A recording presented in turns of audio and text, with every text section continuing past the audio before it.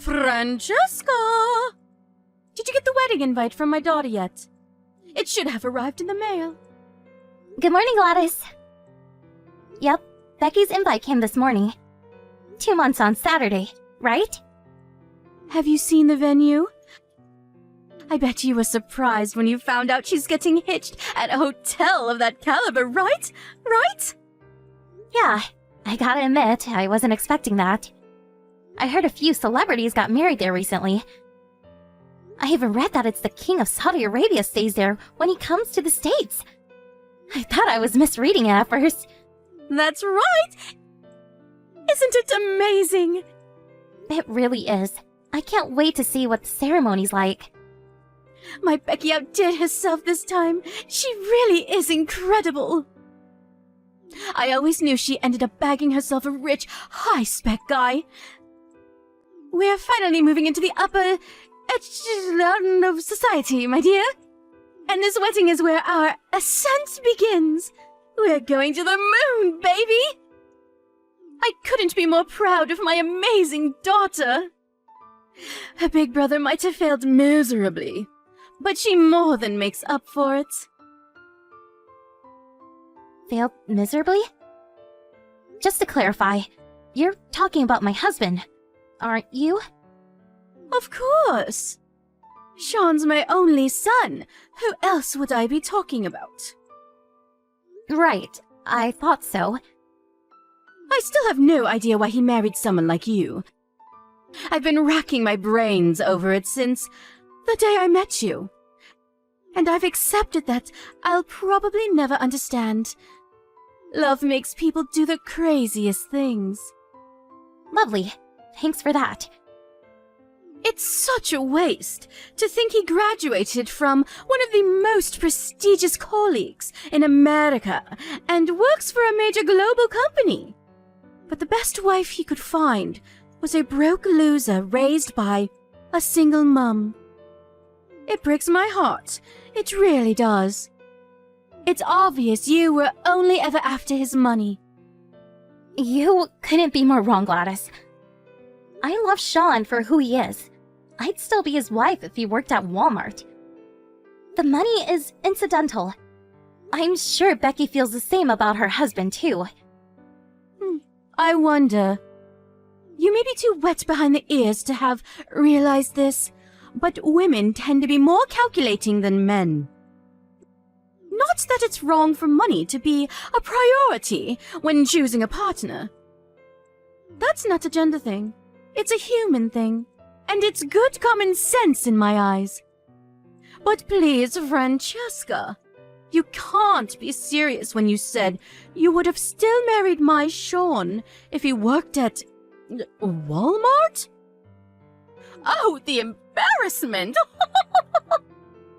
Yes, I would.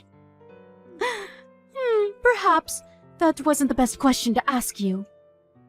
You can say whatever you like. Now you already have your grummy mitts on the pot of gold at the end of the rainbow. It doesn't matter, though. I know your true colors, whether you admit to them or not. In any case, I don't acknowledge you as my son's wife, and no children you bear will be part of this family. You're the cursed spawn of a single mother, and we don't need dirty poor people blood tainting our proud lineage. You do well to remember that, Francesca. Yes, I know, Gladys. You remind me almost every day. But what's wrong with being raised by a single mom? I know tons of great people who grew up without one of their parents. Everyone knows people raised by single mums are bad. Vulgar, crude people. And it's best to stay away from them and their ilk whenever possible. Now, I understand we are where we are, and that you can't help it. But you could at least go to the effort of not looking like you were dragged up from the gutter. You look more like you belong in a sleeping bag on the street than in Holy Communion with my son. And don't even get me started on your unfortunate face. Your features scream poverty from a mile off. family, on the other hand, our faces give off an air of refinement and sophistication. Anyone would think we were aristocrats from the way we look. You're a filthy peasant at the genetic level. Oh, I almost feel sorry for you. Imagine being cursed with that face not even a broke single mother could love. People probably cross the road when they see you coming because they think they're about to get robbed or catch malaria. That's enough. Stop talking about my mom. Oh dear, is someone angry? Do forgive me. I didn't mean anything by it, darling. You know how me and you love to tease each other. Still though, no kids after 3 years of marriage? Forgive me if this is inappropriate, but is there any chance my son's fed up of looking at your brute face every day? Gladys, this level of rudeness is totally uncalled for. Please, stop. Oh, don't be so dramatic, dear. I told you I don't mean anything by it. It's just a bit of playful teasing. It's true, though, isn't it? Can't he even bring himself to look at you anymore? Take a chill pill. Careful, dear. All that stress will make you even uglier. Sorry, I have to go. I'm on my way to your mom-in-law's house now. Ah, yes, of course. You're due to see the old hag today. Be a darling and say hi to the old hag from me, would you? That is, if she hasn't kicked the bucket and started decomposing already. Oh, I'm counting on you to change your diapers, dear. Gladys, it's about your mom-in-law. It doesn't look like she's gonna be able to make it to Becky's wedding. Oh, really? Why not? Is she too embarrassed to be seen in public with her urine bag? Jesus, Gladys, was there any need for that? I'm pleased, though. It'll be a nicer day for everyone without that loudmouth interfering old hag there to bother us. Her body might be falling to pieces, but unfortunately, her mind is still sharp enough for her to be as irritating as ever. She's constantly on my case about something. I prefer to keep our meetings to a bare minimum. She's done so much for you, Gladys. How can you speak about her like this? Why is it so hard to show some respect? She's done so much for me, has she? Please, don't make me laugh. All she does is send me money. It's hardly like she goes out of her way. She'll be lucky if she even lives another 2 weeks. What use is that money to her? It's only right that I get it. I'm fit and healthy, and can put it to far better use than she can. This is your husband's mother we're talking about here. What's your point? Should I prostrate myself before her and thank for existing? My husband's dead. Why should I still have anything to do with her? She should be in a home already. Why, oh why was she so insistent she had to live on her own in that apartment block for old people? I swear my phone rings every 5 minutes with something. Please, will you come see me? I ran out of food. My potty's full. I'm sick and tired of her, and the sooner she kicks the bucket, the better. But you don't even visit her. I'm the only one who ever goes. I used to go before you did. Besides, it's your duty as my son's wife to look after my decrepit mother-in-law. I just know you're not complaining about fulfilling your duties to this family. You wouldn't do that, would you? No. Iris is lovely to me, and I'm happy to help her. Fantastic! Then keep doing it and stop talking back to me. I'm in a good mood today, so I'll let it slide. But back in my day, a wife wouldn't be stripped butt naked and forced to sleep in the yard for giving her mother-in-law attitude like this. Oh yes, I almost forgot. I do hope you're constantly reminding her how worried and concerned I am for her well-being. We don't want me getting written out of the will now, do we? Yes, I tell her. Anyway, enough of this drivel. Let's talk about something important. So about Becky's wedding. What will you be wearing? I was thinking of wearing my dress suit. Surely not the same one you wore to my cousin's wedding. Yes, that one. You silly girl. We're moving up in the world now. You can't wear that shabby pile of rags to this wedding. I advise you throw it in the trash where it belongs and get a hold of something respectable. Besides, it's a wedding, not a freaking business meeting. A woman your age should be wearing a proper dress. A dress? Okay, got it. I'll arrange something before the wedding. I imagine you'll probably rent something. But you better not show up wearing any cheap crap. We have a reputation to uphold. Trust me that people at this wedding know cheap when they see it, as do I, obviously. I'll never forgive you if you embarrass us. If you do rent, make it something expensive. Can you imagine the shame if my son's daughter showed up in a cheap pile of rags? We'll never live it down. Do not embarrass my daughter on the most important day of her life. I won't. It's easy enough to say that, but I mean it. You better not disappoint me, Francesca. You have the dress sense of a Nigerian tribesman. So I can't help but worry you'll come in something ridiculous. Relax, Gladys. I'll look the part. I promise. The last thing I want to do is embarrass Becky on her wedding day. I suppose I'll just have to take your word for it. To be honest, I'd much rather you didn't come to my daughter's wedding at all. But she insisted on having you there. You're lucky.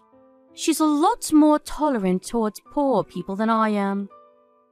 Right. Becky's great. She's always been kind to me.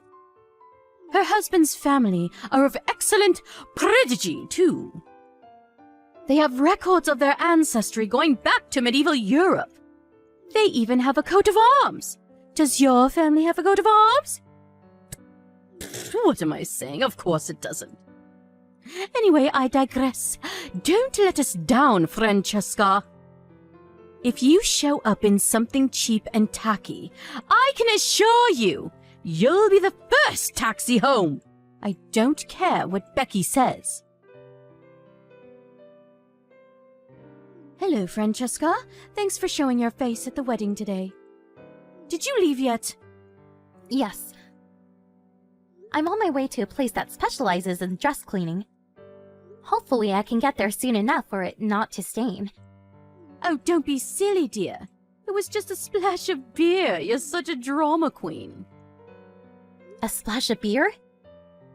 You poured an entire keg over me on purpose. Right in the middle of your own daughter's wedding! There's no justification for what you just did. You're horrible. There we go with the over-exaggerations again. It wasn't on purpose, dear. I just slipped is all. Actually, I think I might have gasped in shock when I saw that cheap piece of crap dress you were wearing and spilled some beer on you by mistake. But you know what? It serves you right. I made it crystal clear. You were to rent the most expensive dress you could. This is what you get for ignoring me and showing up in peasant wear. You broke your promise. I didn't rent it. Oh? You mean you actually paid for that thing? So that's why you're running around like a headless chicken, trying to get it cleaned. How's your dress looking, dear? It's obviously cheap garbage. Why not throw it in the trash where it belongs? Wrong. You told me to come looking the part, so I went the extra mile and did just that. You looked the part in that thing, did you? Oh, the delusion! Now I've heard it all!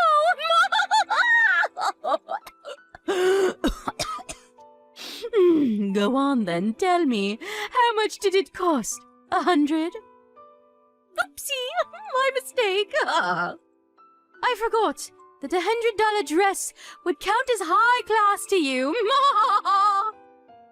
Gladys? I borrowed that dress from your mother-in-law. It's worth over $10,000. Excuse me? The reason I'm rushing around like a headless chicken trying to get it cleaned is because it's not mine. I borrowed it. I can never afford a dress like this.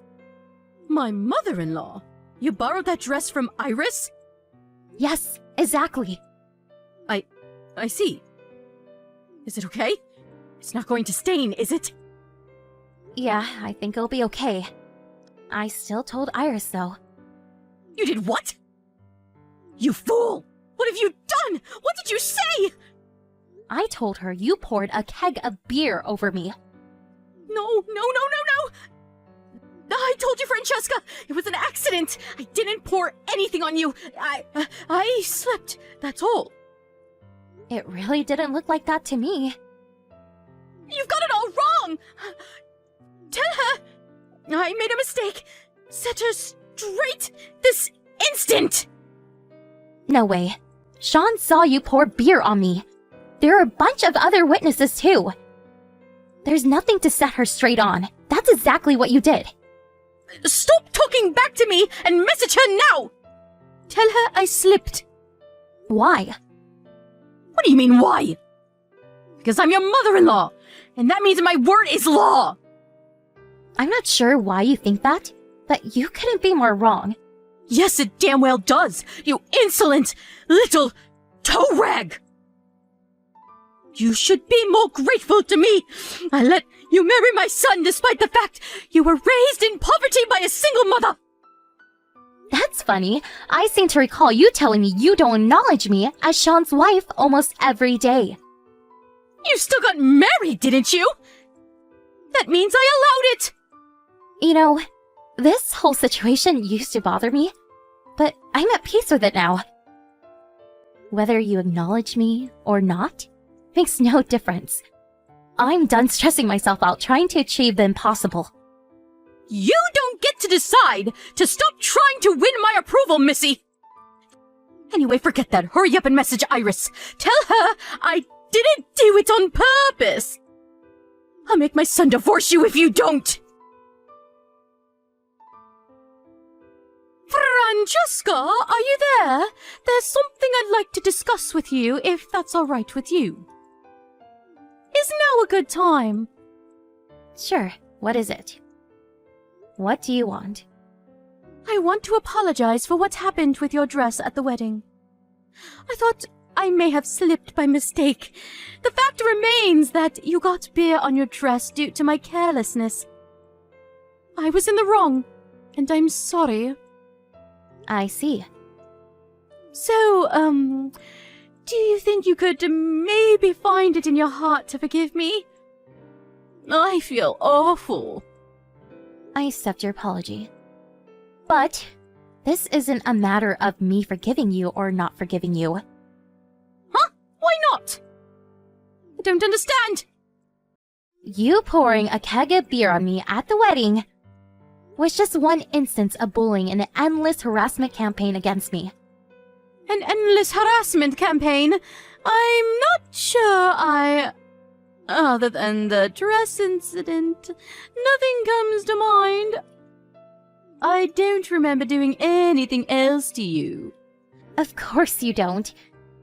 No one likes to think of themselves as a bully. I'm sure you don't remember any of it. But I remember everything.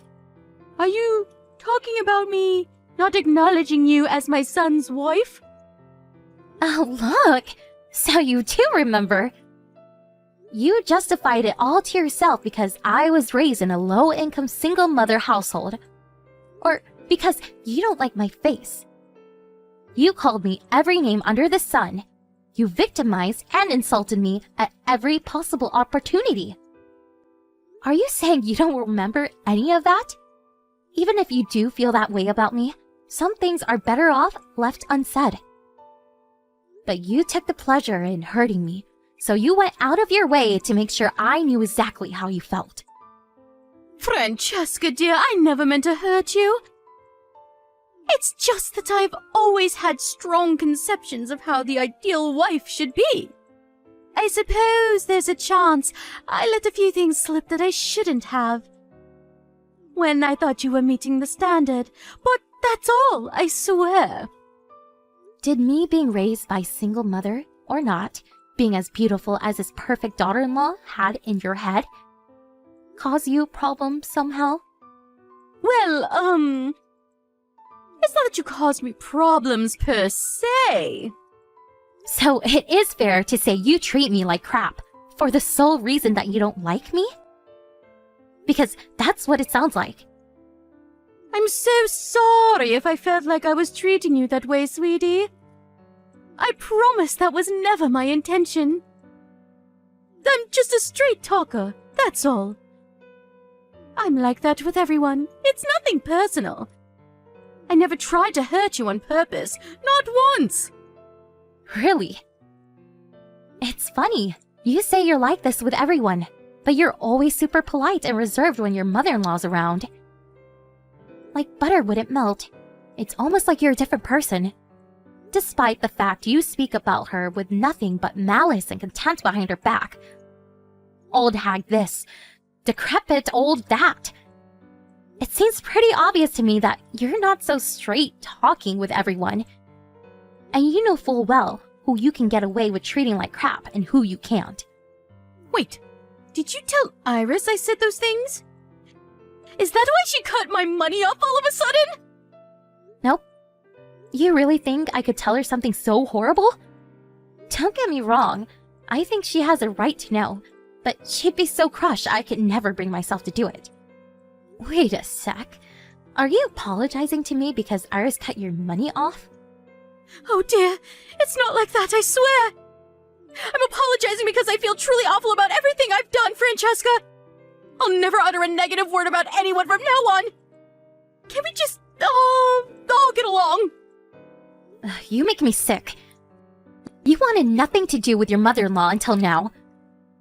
You spoke about her with hatred and contempt and forced what should have been your duties to take care to her onto me. Now she cuts your money off and you're suddenly nice as pie. Whether you apologize to me or not makes no difference to how she feels about you. Why not? Because she knows what you really think about her. Huh? She might not know what you say about her behind her back, but she told me she's had a feeling you hate her for a long time now. Think about it. She's been giving you money every month for years now. In spite of that, you literally never visit her, and you keep contact to an absolute bare minimum. Don't you think that's a little messed up? How could it be messed up? You're my oldest son's wife. Looking after my mother-in-law is your duty. I'm hardly a spring chicken anymore, dear, and looking after her isn't light work. It makes far more sense that someone young and sprightly like yourself do it. You were sprightly enough to go on holidays and to concerts with the money she gave you. Fine, you win, okay? I'm the bad guy. Please, will you stop attacking me now? I won't be able to get by without that money from my mother-in-law. My husband's not around anymore, and his inheritance is all but gone. I heard he left you a lot of money. The fact it's almost gone can only mean you wasted it all on frivolous crap. Francesca, please, I'm sorry for everything. I accept I'm in the wrong. There's no excuse for treating you the way I have. I'm sorry I was so mean to you. I'll never do it again, I swear. I apologize from the bottom of my heart. I'll even start looking after Iris again. Please, Will you talk to her for me? She'll listen to you, dear. Will you make her see sense? But she has seen sense, Gladys. That's why she cut off your money. As for me, I want nothing more to do with you. Sean and Becky told me they're happy for me, never to speak to you again, too. I'm done putting up with your crap and doing everything you tell me. Don't be silly, dear. How is never speaking to me again going to work? Are you just going to blank me at every birthday and Christmas? What about weddings and funerals? Let's be mature adults about this. I'm cutting off all ties with you. And not just me either. Sean and Becky said they want as little to do with you as possible from now on. What? My own children? No, this can't be happening. They both warned you countless times to stop bullying me. But you ignored them every time. It went in one ear and out the other. They're at their wits' end with you, Gladys. You left them with no choice but to cut you out of their lives. Sean saw you pour that keg of beer over me at the wedding with his own eyes. And he said he'll never forgive you as long as he lives. Oh, this again! I apologized for that! Speak to him for me, please! I'm telling you, I'm sorry here. We're way past apologies now. You bullied, victimized, and harassed me ever since me and Sean got married. Whenever I came to visit, you made sure everyone else got to eat delicious, warm, freshly cooked food, while I got a cold plate of leftovers. I remember you even put trash on my plate once. You insulted and belittled me to no end whenever we talked over text. You even treated your own mother-in-law with contempt. I'm so sorry. You're right, I crossed the line. But I see the error of my ways. Please, darling, I'm begging you. Won't you have a word with everyone and convince them to give me another chance? You're the only one who can help me now. I'll acknowledge you as my son's wife and a part of this family. I'll never be mean to you or anyone else again. Like I said, too little, too late. Whether you acknowledge me or not makes no difference. Even if you told Sean to divorce me, he wouldn't listen to you. I realized a long time ago, I don't need the approval of the likes of you. No. How am I supposed to get by on my own? You have no idea how much I needed that money for my mother-in-law. My pension and what's left of my husband's inheritance aren't just going to cut it. I'm begging you, please give me one last chance. At the very least, please convince Iris to forgive me. If you're well enough to do things like go on expensive holidays and bully me, you're well enough to work. I advise you put that energy of yours to more productive use from now on by getting a job. I no longer acknowledge you as my family. So I'd appreciate if you stop thinking me as your daughter-in-law. Gladys messaged me countless times with groveling apologies after that. But she was annoying me, so I blocked her. I hope I never see her again for as long as I live. Sean and Becky told me they got a bunch of groveling messages begging them for money when she realized her mother-in-law was cutting off the financial support she'd been sending every month. But needless to say, being completely sick of their mother's disgraceful behavior, they both refused to give her a cent. I heard Gladys, begrudgingly, found part-time work after realizing it was a choice between either that or homelessness. But Becky told me she messages her every day complaining how hard it is, and lamenting the soul-crushing despair and loneliness of her new life, and her hatred towards herself for creating it. Of course, there was a time when I wanted nothing more than to win Gladys' approval. She is my husband's mom, after all. But that changed the moment I heard her talking about her aged mother-in-law like garbage. I accepted that sometimes there are people it's better not to have their approval of. And my life has been a whole lot easier ever since. My efforts to win her over were in vain and caused me nothing but stress. Cutting her out of my life was the best decision I ever made, and I don't regret it one bit. I had no idea what her life would look like from here on out. But no matter how bad things get, me and my husband have no intention of helping her. She brought this all on herself, and I think it could actually do her good to learn the hard way that actions have consequences. There wasn't anything in particular that I meant I had to carry on seeing her, so breaking things off was a piece of cake. It's amazing what a breeze life can be when it doesn't have toxic people in it. I feel blessed to be surrounded by my amazing, supportive family who genuinely want the best for me. Here's a shout out to my husband Sean, my sister-in-law Becky, and let's not forget Iris. They're the kindest people I've ever met. It's a miracle that someone like Gladys managed to raise such wonderful kids. I want to dedicate my life from here on out being there for all of them, now and forever, through thick and thin. That's my idea of happiness. I want our lives together to be full of smiles and laughter, overflowing with kindness and consideration, because love is what makes the world go around. Whatever you do, guys, don't be a Gladys.